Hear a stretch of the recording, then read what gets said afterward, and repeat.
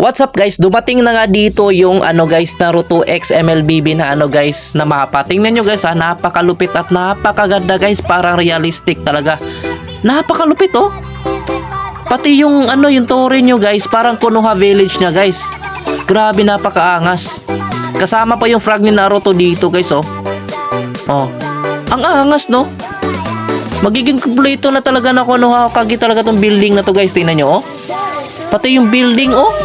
Ang angas, ang lupit talaga guys.